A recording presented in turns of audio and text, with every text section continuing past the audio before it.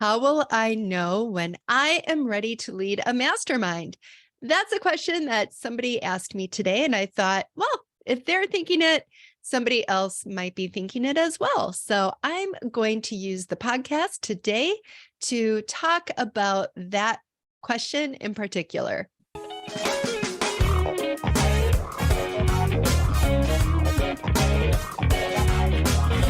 I'm Jen Argue, and I have been leading masterminds for the past 5 years for 6 and 7-figure entrepreneurs. And I would love to help you start your own mastermind as well, so that you can create a really big impact with those around you and work a lot less and make a lot more at the same time. I'm so excited to answer the question today. When is the best time to run a mastermind? And I've talked about before, there are two people who are intrinsically poised to be in a good spot to lead a mastermind, and that is the industry leader or somebody who is already really skilled at leading groups, like a well-seasoned coach or therapist. So if you happen to fall into one of those two camps, you are ready to lead a mastermind. Now, you might still be asking, well, am I ready? Like, how will I know if I'm ready? And I'm going to speak to the industry expert today. So being an industry expert doesn't mean that you have this huge business.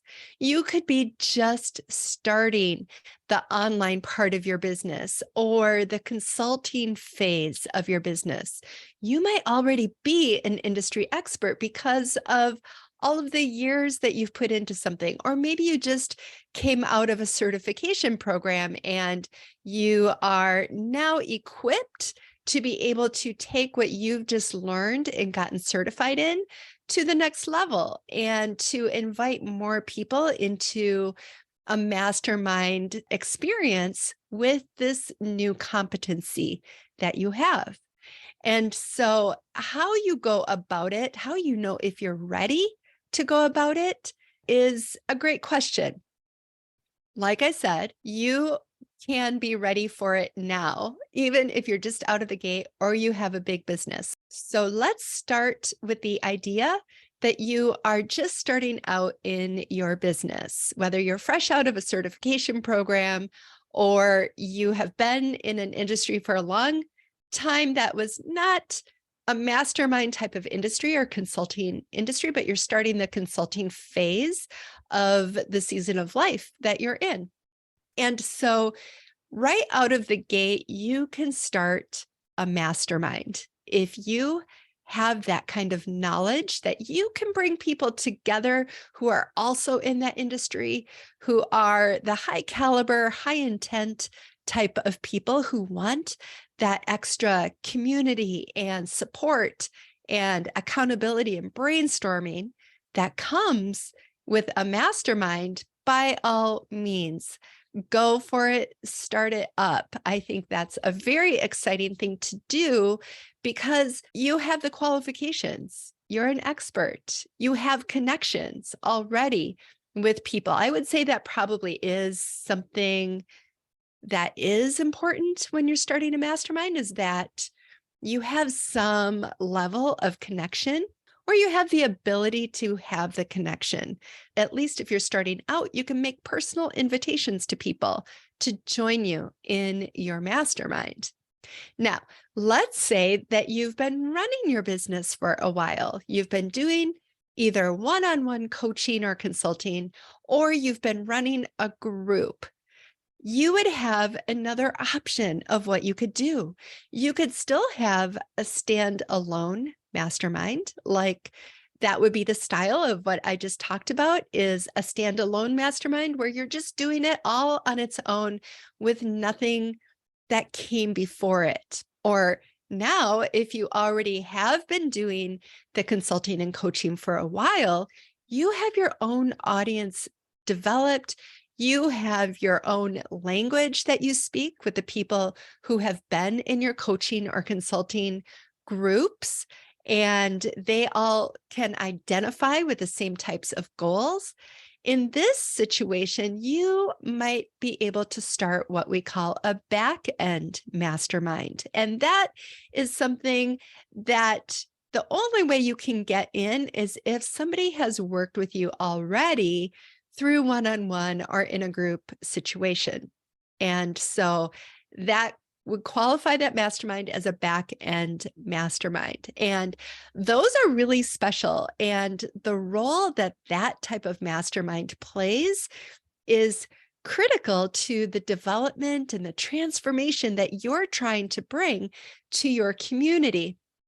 So let's say you have a group coaching program or a course of some type, and the people in it are getting to know the language that you speak, your methods, your ways, your perspective of looking at the world, but they want to take it to the next level.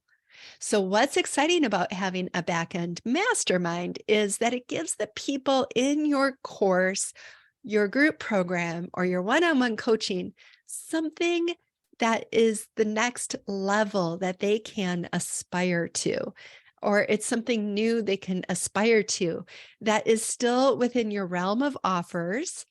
It's still consistent with the type of transformation that you help deliver to people, but it's the next step. And that adds to the lifetime value of each customer. It's another thing that they can purchase within your ecosystem. It's another way to reward the people who are doing really well, because in my opinion, you would still want them to apply to be in the mastermind. So you will already know them. You will already know their level of performance that they operate at, but you still want to have the application process, because truly when it comes to a mastermind group where everybody is interacting with each other, not everybody who is a high performer is going to be a good fit for a group. And you might have a good idea of who would be a good fit, and you can go ahead and invite those people, but I still would do the application process just so you have the ability to say no, but also so the person who's checking it out has the option to learn more and to hear more and to really understand more deeply if that group is for them. So the back end mastermind is something that contributes to the long-term value that your customers have within your business. It's something that people can aspire to. Oftentimes, people who are in a mastermind situation are the people that you look up to in this person's ecosystem that you're learning from. I'm talking from the perspective of somebody who might want to be in your mastermind.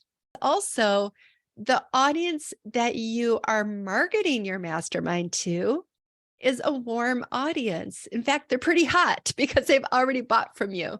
So it's much easier to sell to somebody who is already sold on you, who's already bought from you, than to a cold audience, or even just a lukewarm or semi-warm audience that maybe hasn't bought anything from you before. And so to sell to an audience like that takes a lot more effort versus a back-end mastermind. So when are you ready to lead a mastermind? It's truly up to you. You can do it as a standalone at any point, or you can do it as a back-end after you have already developed a good number of people that have gone through your services already. Both are good. I would just ask you to ask yourself, which feels better to you, which excites you more, and to let that be your guide to decide when is the best time for you. Thanks so much for watching. If you found value in this, please subscribe to my channel and share it with a friend.